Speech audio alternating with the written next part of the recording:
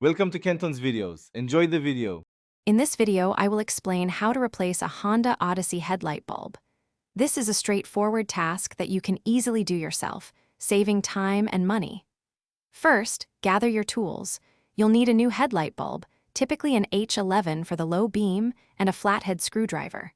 Remember to wear clean gloves to avoid touching the new bulb's glass, as oils can significantly shorten its lifespan. Now, let's get started by opening your Odyssey's hood. You'll find the primary release lever inside the vehicle, near the driver's left foot. Then, locate the secondary release lever at the front, just above the Honda emblem, and push it to the side.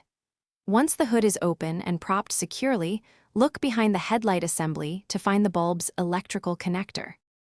With the connector identified, gently press down on its tab and slide it off the bulb. Next, grasp the old bulb and twist it counterclockwise approximately 1/4 turn to release it from the housing. Carefully pull the old bulb straight out. Now, take your new bulb, holding it by its base, and insert it into the headlight housing. Twist it clockwise 1/4 turn until it feels snug and secure, then reattach the electrical connector. Before closing everything up, it's crucial to test your new headlight. Turn on your Honda Odyssey's headlights to verify that the new bulb illuminates properly. Check both the low beam and, if applicable, the high beam to ensure full functionality. Once confirmed, carefully lower and close the hood, making sure it latches completely. You've successfully replaced your headlight bulb. Thanks for watching. Consider subscribing if we helped you.